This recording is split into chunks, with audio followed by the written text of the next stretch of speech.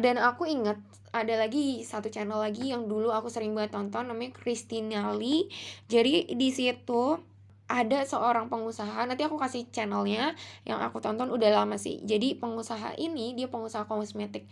Dia itu dulu dari yang namanya, rumahnya itu di pinggir kali guys, bahkan kayak gubuk gitu, dan dia bisa sampai sukses sekarang jadi pengusaha kosmetik. Benar-benar nggak main-main juga, sama nggak main-main cobaannya. Ada sampai dia di fase dimana dia tuh sakit badannya, nggak bisa gerak, benar-benar nggak bisa gerak, sampai dia mendengar bisikan bahwa pakai apa yang kamu bisa pakai.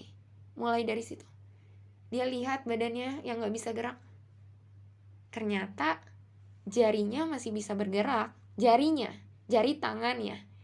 Dia gunakan itu untuk BBM Messenger pada zamannya. Jualan lagi ya, karena dia juga emang passion jualan gitu ya.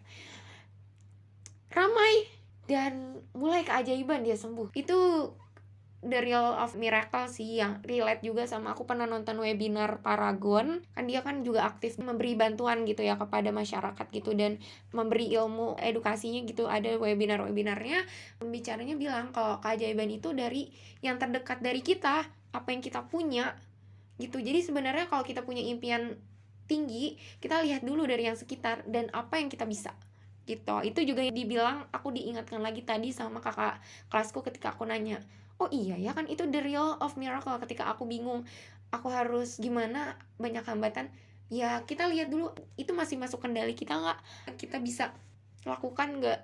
Kalau bisa, kemungkinan besar keajaibannya dari hal terdekat itu gitu. Jadi ada satu lagi, aku setakut itu sebenarnya.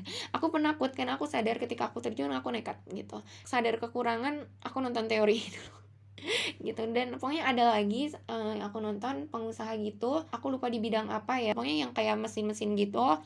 Dan beliau ini sebelum sukses, kan emang pernah sukses juga, terus sempat bangkrutnya, dia harus mengantarkan anaknya ke sekolah naik sepeda, bonceng naik sepeda.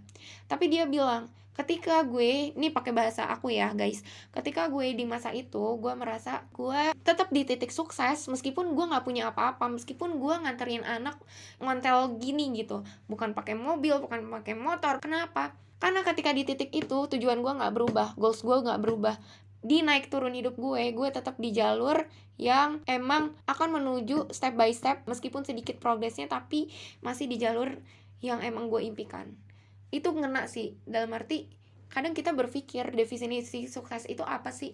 Banyak orang, kita nggak bisa mengkotak-kotakan definisi sukses kita sama orang lain. Tapi satu hal yang aku dapat dari beliau, entah aku lupa namanya siapa, terima kasih bapak yang memberi ilmu dari YouTube gitu ya. Fasilitas apapun, lu naik gerobak, naik beca, naik sepeda, naik mobil jet, naik pesawat, naik roket pun, kalau misalkan itu menuju jalan lo yang lo impikan, itu tetap progres guys, nggak akan mempengaruhi. Tapi kan kalah cepet guys, kalau emang tujuannya spiritualitas dan kita percaya sama Allah pasti bimbing kok. Ya mungkin aku emang gampang banget ngomong gini, tapi ini kesimpulan dari, kan aku baru dari dua aspek dari pengalaman, belum, mungkin sebentar lagi aku akan terjun di aspek ketiga ya gitu. Cuman dari dua aspek itu yang aku dapatkan.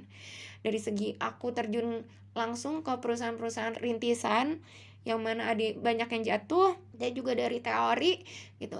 Ya aku melihat kayak gitu. Jadi tujuannya nggak berubah apapun situasi dan fasilitas. Sama dia masih gerak maju menuju tujuan, dia tetap sukses. Karena dia paham apa itu tujuannya yang sedang dia ikhtiarkan dan doakan.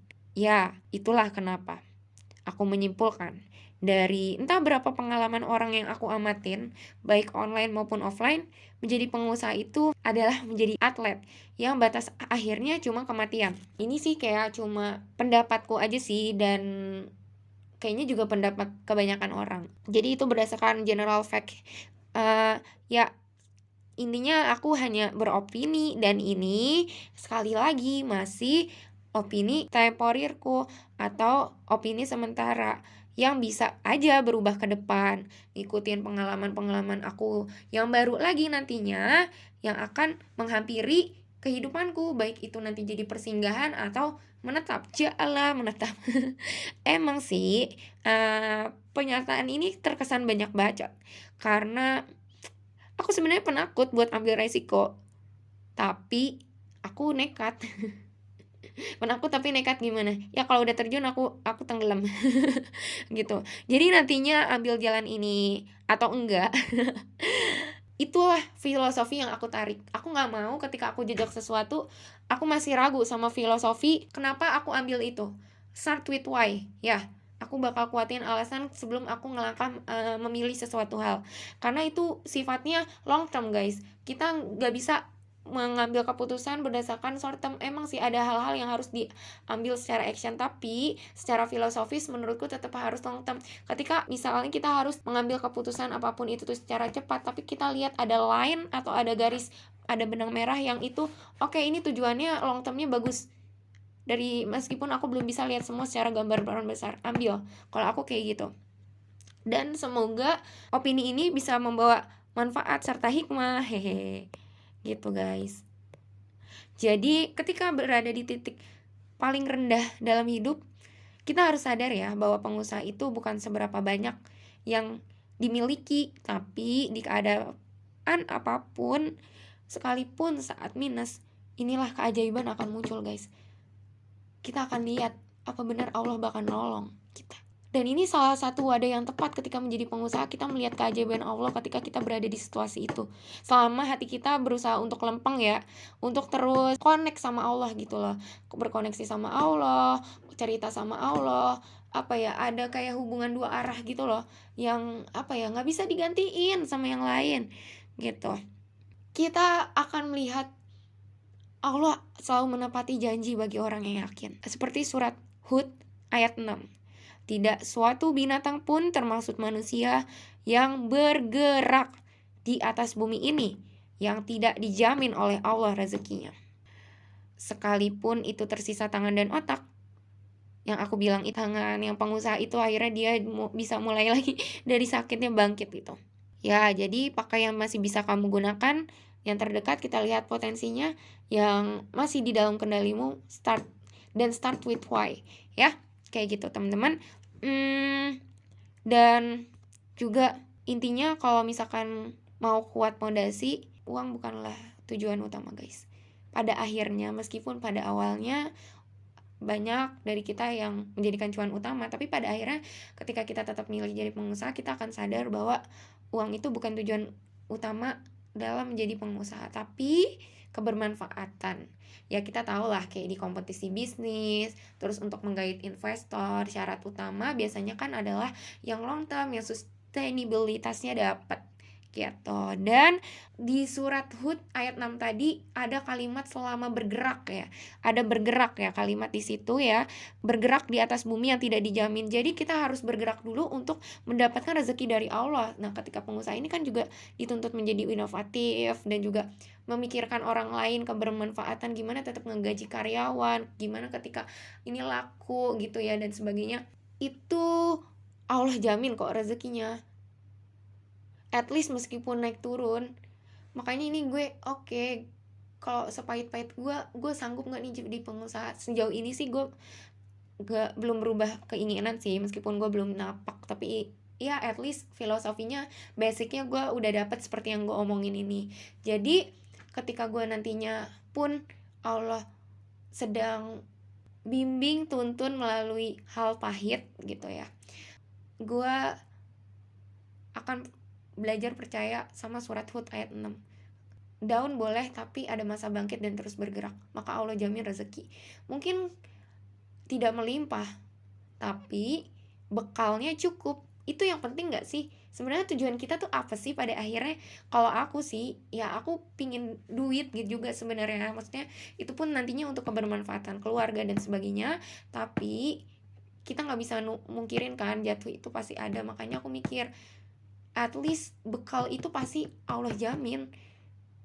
Meskipun lagi gak dapet cuan yang melimpah atau omset, tapi Allah jamin untuk bekal kita di perjalanan selama kita bergerak gitu, guys. Kasih yang sudah mendengarkan, aku akan edit dan semoga ini bermanfaat di setengah jam bersama, dan semoga bisa dapet hikmahnya gitu ya. Karena ini juga rekomendasi dari temen sih, jadi aku makasih banget meskipun Milen mungkin nggak denger. Aku tuh bersyukur banget ketemu temen, ada temen kerja namanya Milenia Nur Puspin. Perlu nggak sih sebut nama panjangnya? Dia beberapa tahun lebih muda dari aku, tapi dia punya pemikiran yang sangat dewasa. Dia pintar, tapi dia sangat murah hati. Aku berdoa untuk dia dan keluarganya, semoga selalu Allah limpahkan rezeki dan juga kebahagiaan, karena apa ya, dari segi banyak hal aku merasa hutang budi sih sama dia. Dia support banget, meskipun tahu kekurangan aku, dia tidak pernah menjatuhkan selama bekerja bareng aku di saat dia punya kesempatan itu, tapi dia sama sekali tidak melakukannya. Bahkan dia melakukan sebaliknya, dia benar-benar nuntun aku dari hal-hal yang aku buta sampai aku mulai bisa ada gambaran mengenai bisnis kayak gitu. Meskipun masih sedikit skala yang bisa aku baca, belum sejauh dia. Mungkin dia nggak denger, tapi aku seneng sih untuk ngomong ini meskipun dia nggak denger gitu. Dan dia pun yang bilang sih, aku nggak niat membesarkan diri ya, tapi dia bilang dari kemampuan lo menulis dan pengalaman yang lo lewatin, sebenarnya bukan pengalaman yang ku lewatin guys, tapi yang dia juga lewatin, kan kita lewatin bareng juga, ada beberapa hal kita lewatin bareng. Dia bilang mungkin next lo harus buat buku dan jelasin tentang ini, pengalaman lo ini. Aku belum bisa cerita sekarang guys untuk pengalaman yang kita lewatin, aku dan Milen, dan mungkin pengalaman aku di luar bareng Milen juga. But ini hikmah yang akhirnya aku bisa sampaikan dari pengalaman itu, inti benang merahnya. Makasih yang sudah mendengarkan. Nanti aku edit dan nantikan untuk podcast aku berikutnya. Terima kasih guys, semoga selalu sehat ya. Bye bye, see you. Wassalamualaikum warahmatullahi wabarakatuh.